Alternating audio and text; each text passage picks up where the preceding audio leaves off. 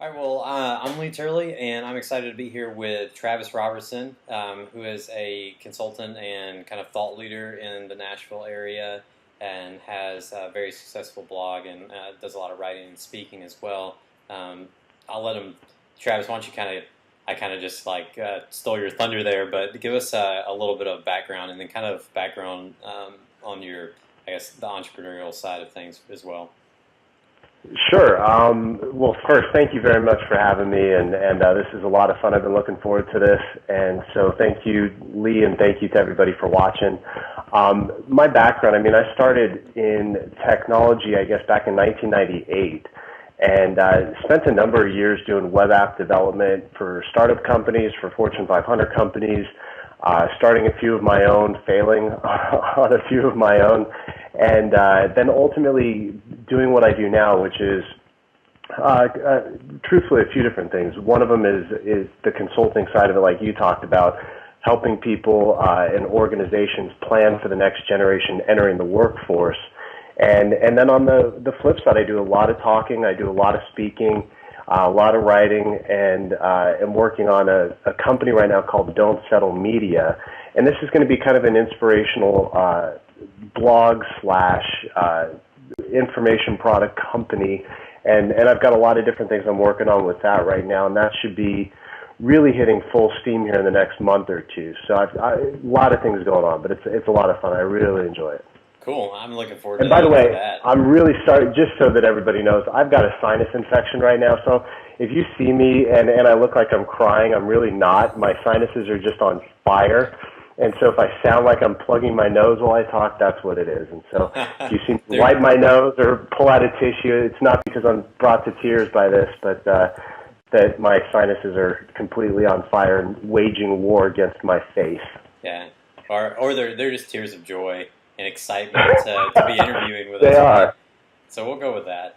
Yeah, Travis, just to kind of, I know a lot of people watching and for the know what Edison equation is about, and but then for the new ones, I'll kind of give a bit of a brief on it. Obviously, Edison equation from Thomas Edison, and widely known for his perspective on failure.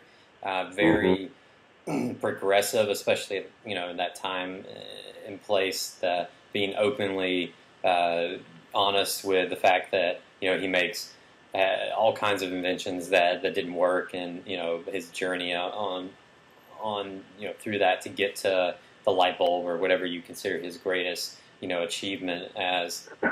But really almost, and this is something that's still very different than what we do today or how we consider it today, is I would say that he almost didn't even use the term failure in a sense that he didn't consider all those missed inventions or all those inventions that didn't turn out to be what he expected as failure. He just considered them as, okay, that's not how you do it. Throw it in the reject bin. Start on the next one, kind of a thing. He wouldn't even have used the term, that one failed in I guess mentally, and that's really where or the mindset, that paradigm shift that Edison equation is trying to pursue and spread and push out there. In addition to sharing real stories from entrepreneurs and real lessons from entrepreneurs on the failure side, because so often do we hear, oh, this is how I became successful, and these are all my successes. This is what you should do to be successful, kind of a thing.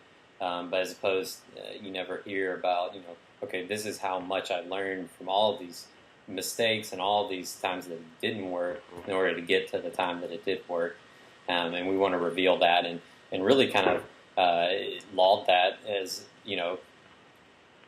battle scars, almost like we're this is part of our we're warriors as entrepreneurs out there to do our thing and build paths that haven't been seen before, be innovative and take risks and be bold. So we're going to definitely get these battle scars as mistakes and that we've made along the way. So.